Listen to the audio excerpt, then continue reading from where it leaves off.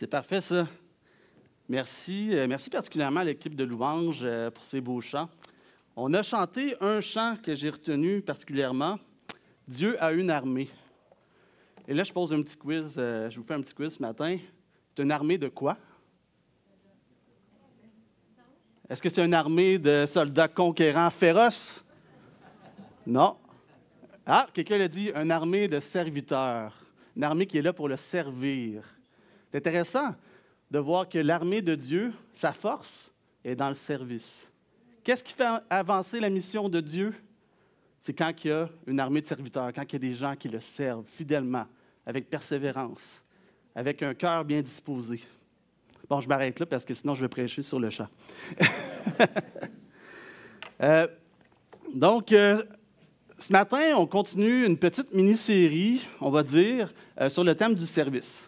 En 2024, on a adopté une vision pour notre Église, une vision afin de nous aider à accomplir la mission qu'on s'est donnée à la CCM et qui ne changera pas. Vous pouvez la consulter dans le bulletin d'ailleurs.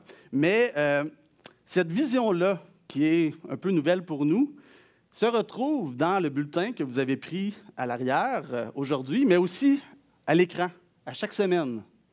Donc, je vous invite à la lire, à la relire, à vous l'approprier, parce qu'on a fait ça parce qu'on veut avoir à l'esprit à chaque fois qu'on prend une décision pour notre Église, à chaque fois qu'on se demande quelle direction on doit prendre pour un ministère en particulier, bien, on a fait ça pour que cette vision-là puisse nous éclairer, pour qu'on puisse être unis, puis qu'on puisse travailler ensemble pour la mission de Dieu d'une manière plus efficace.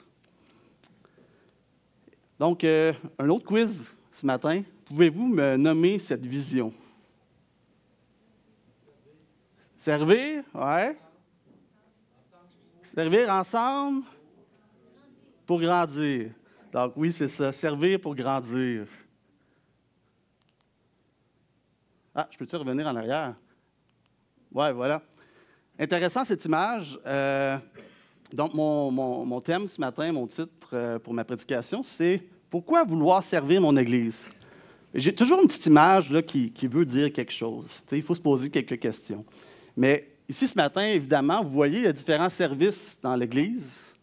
Donc, un cône, ça pourrait être l'accueil. Le cœur, c'est les ministères de compassion. La Bible, la prédication de la parole. Bon, il y a des infirmières aussi, en cas qu'il arrive quelque chose. On ne souhaite pas. Puis, la main, c'est peut-être l'accueil aussi. Donc, il y a plusieurs ministères, un grand nombre de ministères, et bien plus que ce que je peux montrer ici. Puis, on peut se poser cette question-là. Pourquoi vouloir servir mon Église? Qu'est-ce que ça va changer? Parce qu'ici, à la CCM, vraiment, notre vision, c'est qu'on se mette au service les uns les autres. Puis l'idée, c'est que le service soit un moyen par lequel on peut se concentrer si on veut que notre assemblée continue à marcher dans la vision, à grandir aussi à l'image de Jésus-Christ. Donc, depuis l'automne dernier, on avance ensemble dans une réflexion sur le service. Donc, vous allez dire, bon, encore, David, il vient nous parler du service. Mais c'est une nouvelle prédication. Je ne répète pas ce que j'ai dit. Si je le répète, c'est parce que c'est les oracles de Dieu qui le veut. Mais vraiment, c'est une nouvelle prédication qui est un peu plus pratique que les dernières. Au début, on avait exploré, dans la première prédication, le cœur du serviteur. Parce que vous savez, le service, ça commence premièrement par le cœur. On a découvert que le service authentique, il ne commence pas par des actions, mais par une transformation intérieure. Merci, mon frère. J'ai des lunettes, mais quand même, ça va aider. C'est peut-être un petit peu trop proche, par contre. Non, merci. Donc, le service commence par le cœur et non des actions. Il faut une transformation intérieure.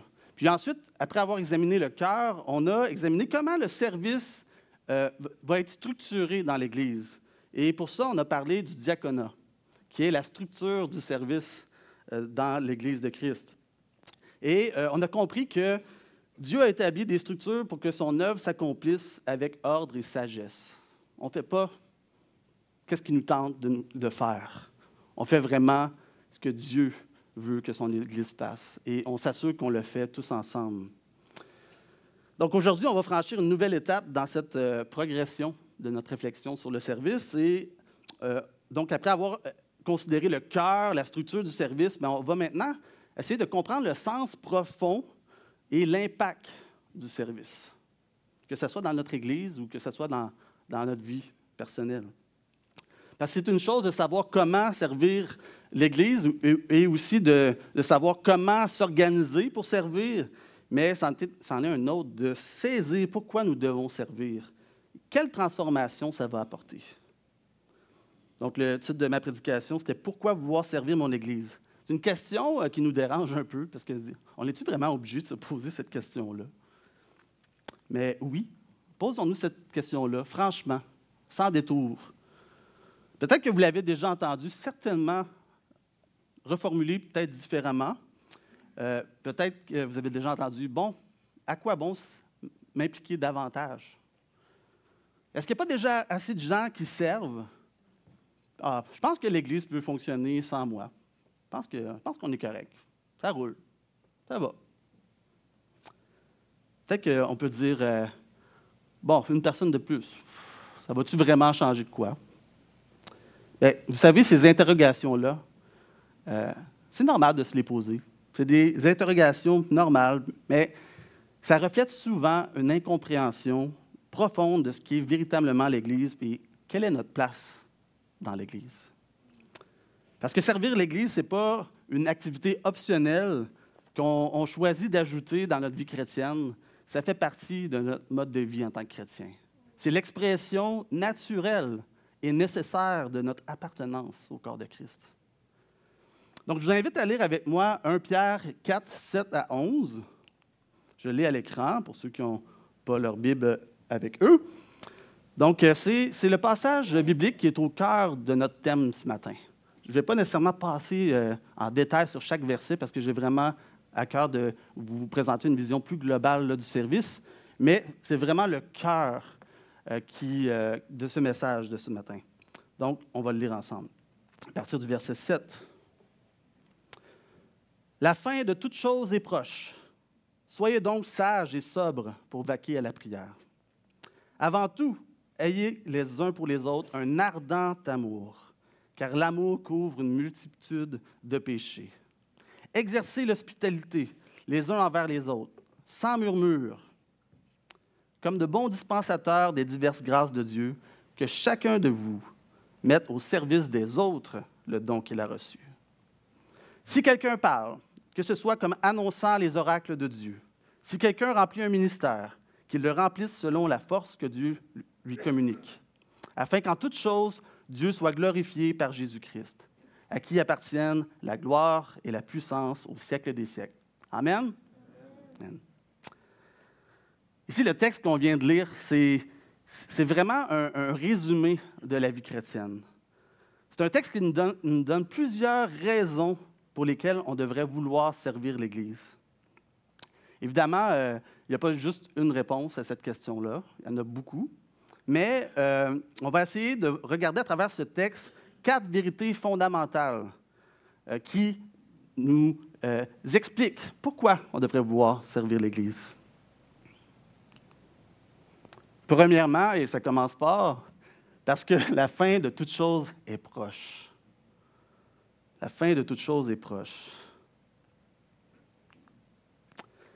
Dans notre texte qu'on vient de lire, Pierre offre une synthèse de la vie chrétienne et il la met en perspective avec la fin du monde, avec la fin de ce monde. Et là, ça change la donne. Quand on a la fin du monde en perspective, ça change notre comportement au quotidien. N'est-ce pas? Et devant cette réalité-là de la fin qui approche, la fin est le début d'un autre royaume, Pierre, il nous montre que l'Église locale, c'est le lieu privilégié pour mener une vie chrétienne authentique, caractérisée par l'amour et le service mutuel. Donc, quand Pierre dit que la fin est proche, bien, il utilise d'ailleurs un adjectif grec, engiken, qui littéralement veut dire « c'est approché ». La fin du monde, c'est approché. La fin de toute chose. Puis c'est le même terme que Jésus emploie pour annoncer la venue, la proximité du royaume de Dieu dans Marc 1,15. Donc, cette proximité-là du royaume de Dieu, bien, elle crée une urgence sainte qui vraiment vient recadrer toutes nos priorités. Devant l'imminence de la fin de ce monde et de la venue du royaume de Dieu, bien, servir l'Église, ce n'est plus une activité accessoire. Ce n'est plus une activité qu'on va caler entre nos vraies activités, nos vraies priorités professionnelles ou personnelles.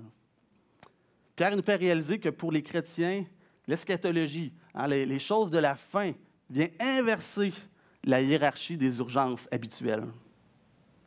Donc, ce qui semblait permanent, bien, c'est comme par exemple la carrière, le confort, les loisirs. Donc, ce qui semblait vraiment important et permanent, bien, tout ça à la lumière de l'eschatologie, ça révèle leur fragilité. Ça révèle leur caractère éphémère. Tandis que ce qui paraissait secondaire pour plusieurs, l'Église, la communauté, les relations fraternelles, que peut-être on négligeait, bien, à la lumière de l'eschatologie, bien, ces choses-là sont dévoilées pour leur valeur éternelle. Parce que c'est un investissement dans ce qui demeure. Rappelons-nous que servir ici-bas, c'est aussi un placement dans l'éternité. Hein? On sert ici-bas, mais ça ne s'arrête pas là, ça a un impact éternel. Donc, le texte nous dit « Soyez donc sages et sobres », nous dit la suite du verset 7. Donc, devant l'urgence, quelle devrait être notre réaction? Bien, il ne faut pas tomber dans l'activisme. J'en parlais d'ailleurs ce matin avec quelqu'un. Il ne faut pas tomber dans l'activisme. Ça veut dire passer son temps à juste vouloir être occupé, faire quelque chose. Ce n'est pas faire quelque chose qui est important aux yeux de Dieu. Mais on doit être sage et sobre. Ça veut dire qu'on doit entreprendre des actions réfléchies et mesurées. On ne doit pas servir n'importe comment. On doit discerner les priorités de Dieu, puis avoir assez de lucidité spirituelle pour éviter toute distraction. Tout ce qui nous empêcherait ou ce qui nous détournerait de la volonté de Dieu, de ce que Dieu veut que vous fassiez dans votre Église. Donc c'est pour ça qu'on doit vaquer à la prière. Dans notre texte, pourquoi notre texte nous dit de vaquer à la prière? Bien, des fois, on est très actif. Des fois, on est très occupé. Qui n'est pas occupé ici? Levez la main parce que je veux avoir votre secret. Vraiment, là. On est tous très occupés. Mais il faut prendre le temps de vaquer à la prière. Ça veut dire de remettre tout ce que vous faites, vous le remettez à Dieu dans la prière. Pourquoi? Parce qu'on a besoin de rester dépendant de Dieu. Et ça, même si le temps presse, même s'il y a de l'urgence, on doit prendre le temps de chercher la volonté de Dieu, d'être à son écoute, de vaquer à la prière, pour avoir la sagesse qui vient de Dieu, pour qu'on puisse l'appliquer dans notre service. La deuxième raison pour laquelle on doit vouloir servir l'Église, en fait, on devrait vouloir servir l'Église, c'est parce que l'amour authentique nous y pousse naturellement. Donc, Pierre nous exhorte au verset 8, comme ça. « Avant tout, ayez les uns pour les autres un ardent amour, car l'amour couvre une multitude de péchés. » Le mot « ardent » ici, dans le texte original, donc en grec, évoque un grand feu qui brûle intensément, une passion qui se consume. C'est ça, un ardent amour. Et ce n'est pas un amour tiède, ce n'est pas un amour conventionnel, c'est un amour surnaturel qui nous pousse à l'action. Est-ce que c'est possible de servir sans amour, d'après vous? Certainement. On peut accomplir un service comme si c'était une tâche lourde, une tâche qu'on fait par obligation, par habitude ou même par pression sociale. Là, on me demande de servir, là, ça fait 10 fois qu'ils me le demandent. Ouais, je pense que je vais dire oui pour y faire plaisir. La pression, elle est là. On ne se le cachera pas, elle est là même dans l'Église. Hein? Donc, c'est important de commencer à bonne place et de comprendre vraiment pourquoi on doit servir le Seigneur. Donc, un service peut être accompli dans l'irritation même. dans l'amertume, dans la contrainte. Mais c'est ça que Pierre appelle les murmures au verset 9 de notre texte. Puis c'est servir avec des murmures, mais c'est ça pas le service chrétien authentique. C'est simplement faire quelque chose. Donc, avoir un amour ardent pour les frères et les sœurs en Christ, ce n'est pas facultatif dans la vie chrétienne. Si vous aimez Christ, Christ vous a donné un amour pour vos frères et vos sœurs. D'ailleurs, toutes les exhortations bibliques concernent la croissance spirituelle, la plénitude de l'esprit, le service du Seigneur, mais tout ça, ça s'adresse au collectif, à la communauté des croyants, à l'Église locale. Et bien sûr, la conversion, c'est une expérience personnelle. Vous me direz, la foi, c'est entre nous et Dieu. Mais la foi, c'est une chose, mais la vie chrétienne, c'est une autre. Puis la foi, oui, mais on a une foi partagée quand même. Donc, on est appelé à vivre la foi ensemble. Et une vie chrétienne mature, elle ne peut pas se vivre dans l'isolement. Elle va s'épanouir dans le contexte de l'Église locale, dans l'amour fraternel, puis dans le service mutuel. Mais cependant, l'apôtre Paul, dans sa lettre aux Romains, nous met en garde contre un type d'amour. Le connaissez-vous? L'amour hypocrite. Au chapitre 12, le verset 9, Paul nous dit que l'amour soit sans hypocrisie. C'est quoi un amour hypocrite? Je vous donne des petits exemples. C'est peut-être proclamer que, oui, on aime une personne, ça ne change rien dans ce qu'on fait pour elle, ça ne change rien dans notre façon de la traiter, ça ne change rien dans notre façon de penser d'elle. Ça, c'est certainement un amour hypocrite. C'est un amour qui fait des choses, mais qui reste indifférent aux besoins des gens autour de nous. Ça, c'est un amour hypocrite. L'amour authentique, il se manifeste par des actions concrètes. Et l'apôtre Jean le rappelle avec force. Si quelqu'un possède les biens du monde et que, voyant son frère dans le besoin, il lui ferme ses entrailles, comment l'amour de Dieu demeure-t-il en lui? Petits enfants, n'aimons pas en parole et avec la langue, mais en action et en vérité. Combien de fois restons-nous spectateurs des difficultés de nos frères et de nos sœurs? On reste là, on les voit, on n'agit pas. On peut se dire, s'il avait vraiment besoin d'aide, il serait venu me le demander. On attend que l'autre fasse le premier pas. Combien de fois ça arrive, ça? Une attitude passive, ce n'est pas l'amour que Dieu veut qu'on ait. L'amour véritable nous pousse à l'action préventive, à la générosité qui est spontanée et au service qu'on fait volontairement. C'est pourquoi on doit cultiver le feu de l'amour fraternel. Mais comment on fait ça? David, c'est bien, tu me dis, peut-être un amour ardent, fraternel. Comment on fait ça? Le texte nous dit, vaquer à la prière. Par la prière, premièrement, la communion avec Dieu. On doit être connecté avec Dieu, premièrement. Mais aussi en développant une vision communautaire. Par exemple, on peut commencer chaque semaine en se posant la question, qu'est-ce que je peux faire pour mon Église? Qu'est-ce que je peux faire pour aider un frère ou une sœur? Ouvrir nos yeux. C'est mieux de se poser cette question-là que de se poser la question qu'est-ce que je peux recevoir de l'Église cette semaine? Réfléchissez à ce que vous pouvez donner. La vie chrétienne tournée vers soi, c'est très triste. C'est très ennuyeux. Ce n'est pas le but de la vie chrétienne. Servir les autres, je vous dis une clé là, du bonheur, là, servir les autres, ça c'est une clé du bonheur en Christ. Comme le rappelle Actes 20, 35, il y a plus de bonheur à donner qu'à recevoir, n'est-ce pas? Troisième raison pour laquelle nous devrions vouloir servir l'Église, c'est parce que Dieu nous demande d'être de bons dispensateurs de ses grâces, de ses dons. Le service chrétien authentique ne ne va pas puiser sa source dans nos capacités naturelles, mais plutôt dans les dons que Dieu nous accorde par sa grâce. Pierre, il nous rappelle que nous devons être de bons dispensateurs des diverses grâces de Dieu. C'est quoi un dispensateur?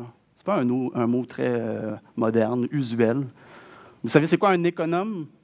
Quelqu'un qui gère bien ses biens, bien. C'est ça, un bon dispensateur. Qui gère bien les biens qui lui sont confiés. Vous savez, on n'est pas propriétaire de nos dons. On est juste des gestionnaire. Pourquoi? Parce que c'est les dons de l'Esprit. Ce pas les dons de David, ce pas les dons de, je voudrais nommer les noms, mais Michel, ce pas les dons de François. Non, c'est les dons de Dieu, les dons de l'Esprit. On est seulement des gestionnaires. Dieu nous a donné des capacités pour qu'on l'utilise pour son plan, dans sa volonté, qu'on les utilise fidèlement, à bon escient. Vraiment, les dons de Dieu, ils ne sont pas donnés pour nos propres bénéfices. Ils sont donnés pour l'édification du corps de Christ. Et c'est pourquoi Dieu nous a équipés différemment. Sinon, on aurait tous les mêmes dons. Mais non, Dieu nous a équipés différemment pour qu'on puisse se compléter mutuellement dans le service. Et ici, notre texte ce matin nous donne des exemples de ministères, de services. Et par exemple, il parle de ceux qui exercent des dons de parole. Et ici, ce n'est pas seulement la prédication, hein? C'est juste qu'ils utilisent la parole pour parler de Dieu, enseigner. Donc, Pierre donne cette instruction précise pour ceux qui exercent des dons de parole. Il dit, si quelqu'un parle, que ce soit comme annonçant les oracles de Dieu. Donc, que vous enseignez publiquement, que vous dirigiez un groupe d'études, peut-être juste que vous accompagnez un frère ou une sœur dans une relation de mentorat. Peut-être que aussi que vous faites seulement des commentaires sur les réseaux sociaux, hein, une petite exhortation tous les jours sur ma page Facebook. Et ça s'adresse à vous, ça, ici, cet avertissement-là. Assurez-vous que vos paroles s'appuient sur l'autorité de la parole de Dieu. La Bible nous avertit dans Jacques 3,1 que ceux qui enseignent seront jugés plus sévèrement. Et c'est sûr qu'on pense aux prédicateurs, mais c'est aussi ceux qui connaissent la vérité et qui la cachent, qui la déforment. C'est important de connaître notre parole, enseigner fidèlement la parole de Dieu. Parce que ce jugement-là, pour ceux qui annoncent les oracles de Dieu ou ceux qui prennent la parole pour enseigner, ce jugement-là, il ne porte pas sur notre apparence ou sur notre éloquence. Ce n'est pas parce que tu prêches bien ou pas. Ce n'est pas ça la question. C'est est-ce qu'on est fidèle dans notre enseignement? Enseignons-nous la vérité de Dieu ou nos opinions personnelles? Est-ce qu'on induit les gens en erreur ou on les dirige vraiment vers Christ? Et cette exigence-là, comme je l'ai dit, elle s'applique à tous les contextes, que ce soit un enseignement formel, une conversation informelle, des encouragements qu'on donne, des conseils qu'on prodigue.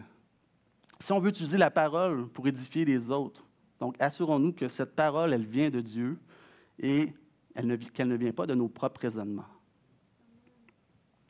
Donc, être un bon dispensateur des grâces de Dieu, c'est aussi servir en s'appuyant sur la puissance de Dieu. Pierre, il dit, si quelqu'un remplit un ministère, qu'il le remplisse selon la force que Dieu communique. Ici, le mot ministère, c'est un mot qui signifie seulement service. Donc, qu'il s'agisse de nettoyer les toilettes, d'enseigner, de visiter les malades, d'organiser des événements, de diriger une équipe dans l'Église, tout ça, on doit l'accomplir en nous appuyant sur la force que Dieu nous donne, la force que Dieu nous transmet. Et là, je ne parle pas de la force physique, là. Je parle de cette force divine qui nous permet d'accomplir des choses extraordinaires, des choses qui dépassent notre endurance naturelle, une force qui nous donne la patience aussi nécessaire pour persévérer dans des tâches difficiles. Ce n'est pas juste la force physique, hein? C'est une force spirituelle qui nous amène à nous dépasser. C'est pour ça qu'on ne parle pas de dons naturels, on parle de dons spirituels. Une force qui nous donne une sagesse aussi pour bien gérer les responsabilités qui nous sont confiées. Donc, qu'est-ce qu'on doit comprendre de tout ça? bien, ne vous lancez pas dans le service en comptant uniquement sur vos propres dons naturels, votre propre sagesse ou votre propre force. Priez. Priez pour recevoir les dons de l'Esprit qui sont nécessaires pour accomplir fidèlement votre tâche, afin qu'elle porte du fruit dans notre Église.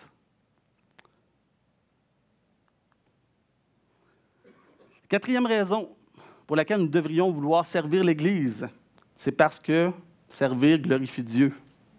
C'est à ça que nous sommes appelés. Nous sommes un peuple d'adorateurs.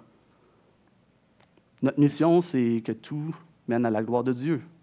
Et Pierre conclut ses instructions sur le service par cette déclaration. Il dit « Afin qu'en toute chose, Dieu soit glorifié par Jésus-Christ, à qui appartiennent la gloire et la puissance au siècle des siècles. Amen. » Donc, le service chrétien authentique a pour objectif ultime la gloire de Dieu, la glorification de Dieu. Et vous savez, la plupart des problèmes dans le service, ils naissent quand on détourne ça vers notre propre gloire. Lorsqu'on sert pour être vu ou admiré, ou pour démontrer nos bons dons, peut-être naturels, nos bons dons exceptionnels, on ne sert plus Dieu. On ne sert même plus les autres. On se sert soi-même. Donc, nous profitons d'une opportunité à ce moment-là du service pour bien paraître, pour recevoir des éloges peut-être, pour se sentir mieux, pour construire notre identité. Mais ça ne devrait pas être là qu'on cherche ça.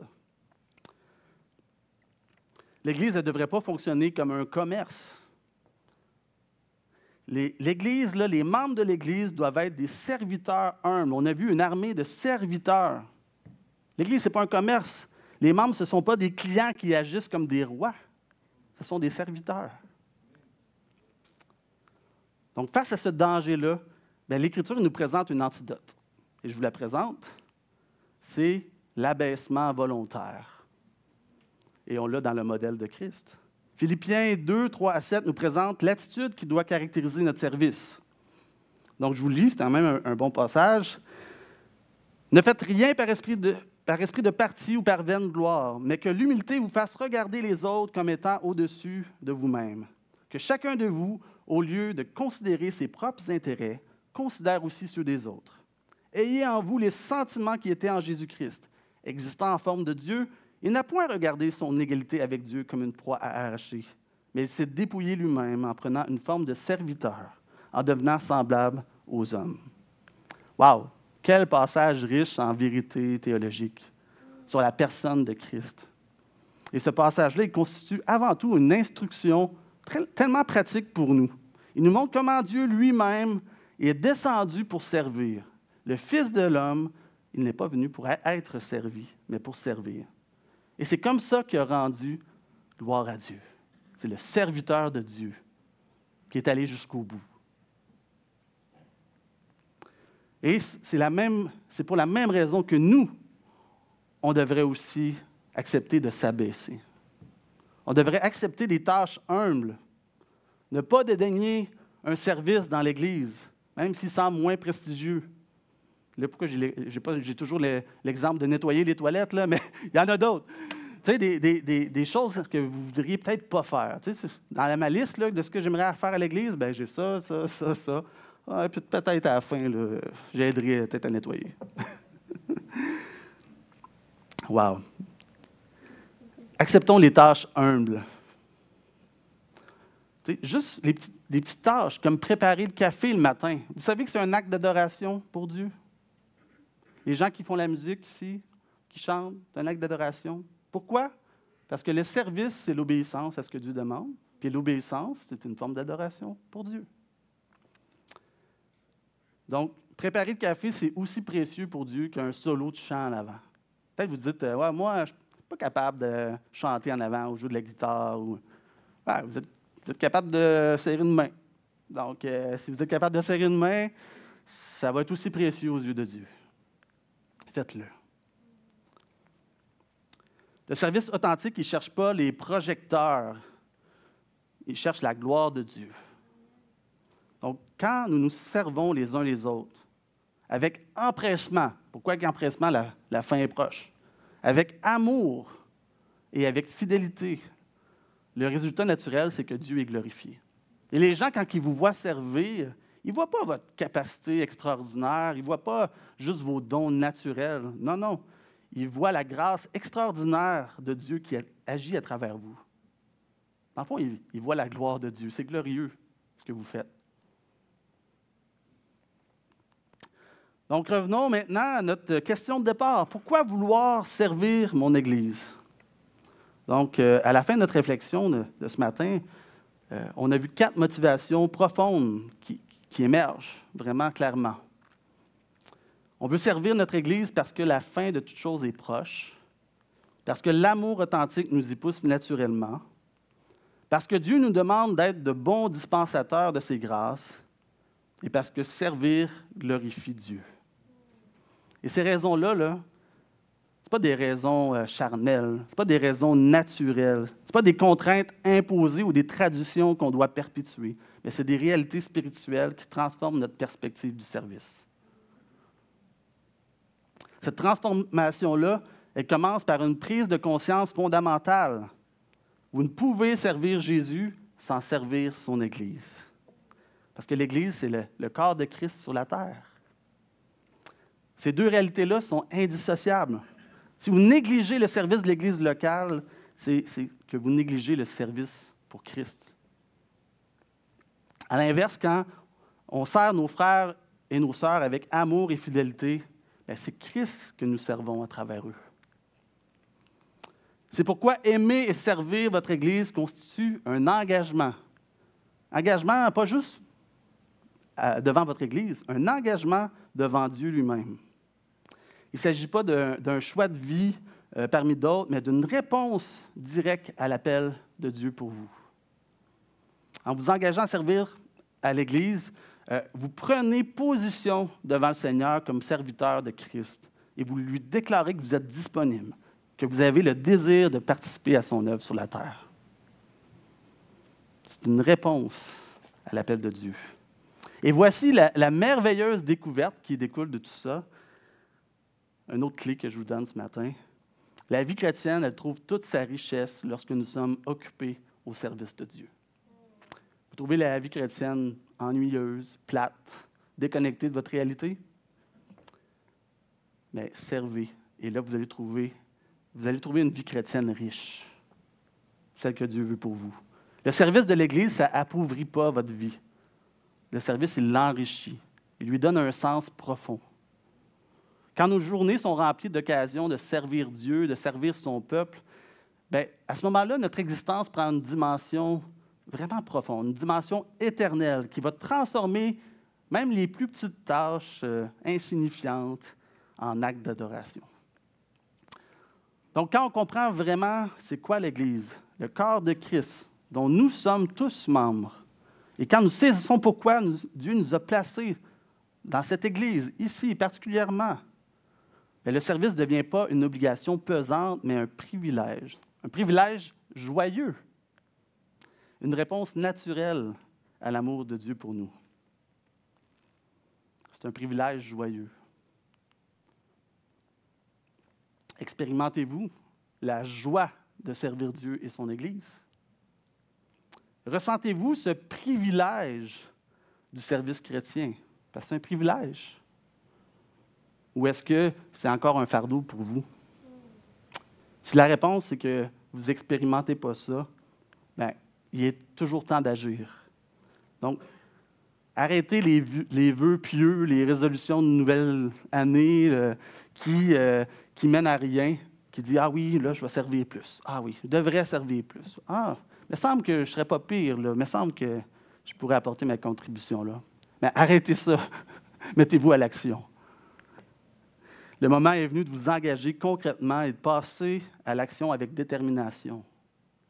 La fin est proche. Donc, si vous êtes ici ce matin, puis peut-être que vous n'avez jamais fait l'expérience personnelle du salut en Jésus-Christ, ce message, il vous concerne vous aussi, mais d'une manière particulière. La fin de toute chose est proche, nous dit notre texte de ce matin.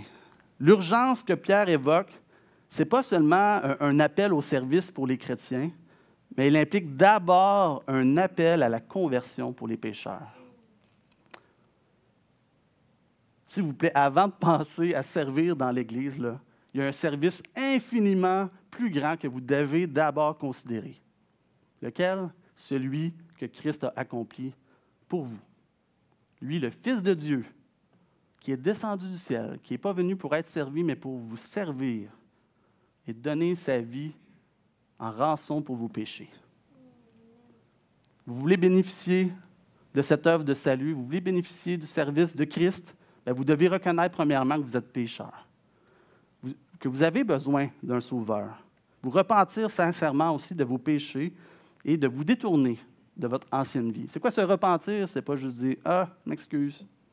Non, c'est de changer de direction. Vous marchez selon vos propres voies. Le Seigneur veut que vous marchiez selon ses voies. C'est ça, se repentir. Croire en Jésus-Christ, c'est mettre votre confiance entièrement en lui et en son sacrifice. Que son sacrifice est suffisant. C'est tout ce que vous avez besoin pour être sauvé. Et finalement, vous devez le recevoir. Recevoir Jésus comme votre sauveur, mais aussi comme le Seigneur de votre vie. Un Seigneur, hein, c'est un vieux terme pour certains. Mais qu'est-ce que ça veut dire, le Seigneur? Oui, Jésus-Christ est le Seigneur de tout. Hein, c'est le roi des rois. Mais le Seigneur, c'est qu'il a votre vie entre vos mains. Est-ce que le Seigneur a votre vie entre ses mains? Ouais, je me suis peut-être trompé dans la formulation. Est-ce que le Seigneur a votre vie entre ses mains?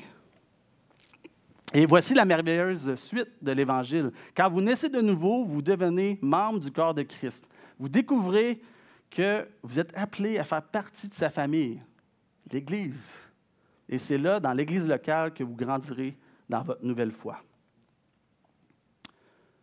Si vous êtes déjà croyant, si vous êtes déjà un serviteur ou une servante de Dieu, que vous êtes né de nouveau, que vous reconnaissez faire partie du corps de Christ, bien alors c'est le temps aujourd'hui de traduire cet amour-là en service authentique. Premièrement, je vous invite à vous engager dans l'examen de votre cœur. Je vous dis, ça commence avec le cœur. Cette semaine, prenez un moment avec Dieu, un moment de solitude avec Dieu pour examiner vos motivations, même si vous êtes déjà dans un service. Prenez le temps d'examiner vos motivations.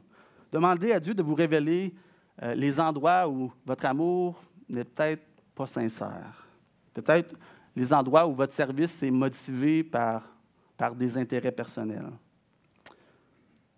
Les endroits peut-être où vous négligez les appels de Dieu. Vous le ressentez, l'appel de Dieu, mais vous l'avez négligé jusqu'à maintenant. Je vous invite à régler ça avec Dieu. Parce que la repentance sincère, c'est le point de départ du service authentique.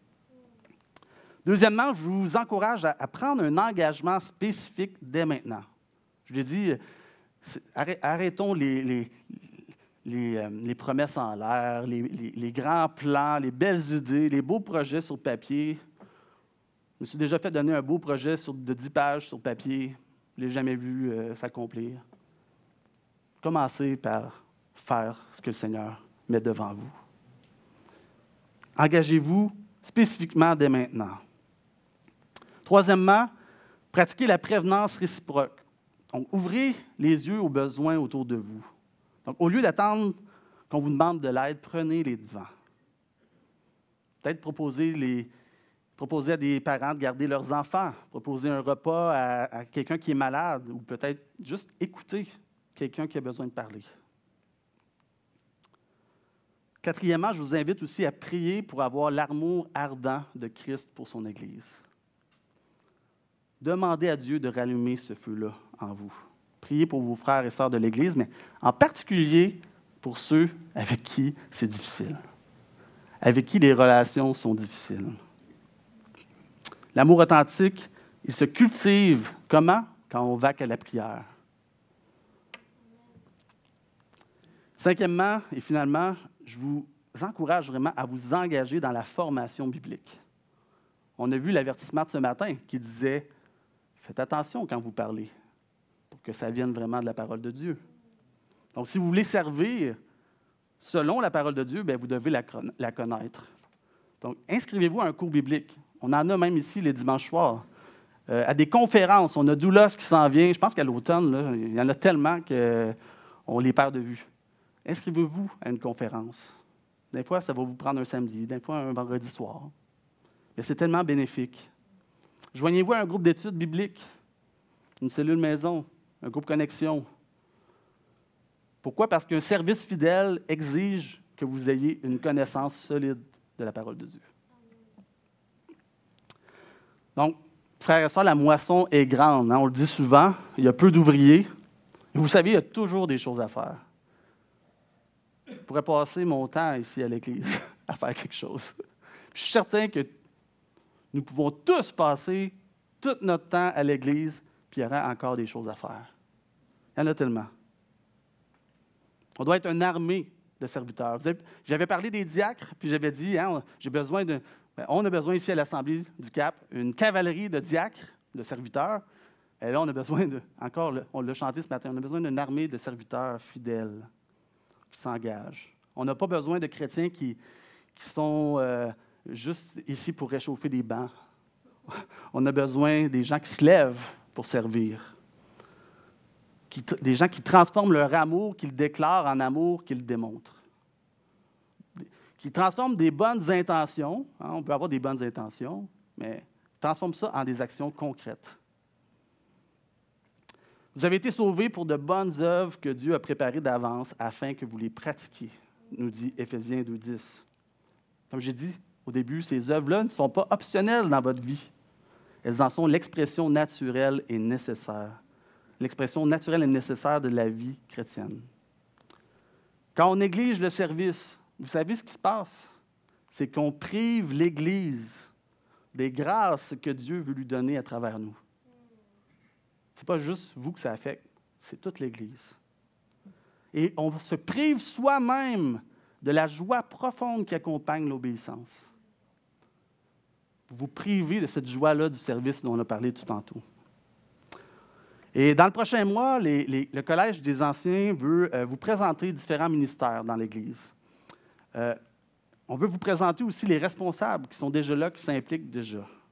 Pourquoi on veut faire ça? Parce que notre désir, c'est que vous vous joigniez à nous dans le service. Pour cette Église qui est précieuse aux yeux de Dieu.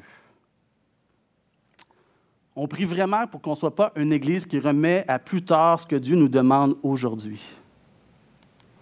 Et là, je me sens gros. Rappelez-vous ça. L'Église que vous aimez a besoin de votre service. Et le service que Dieu vous demande, il vous attend. Donc, c'est vraiment notre prière que tous répondent ici à l'appel de Dieu.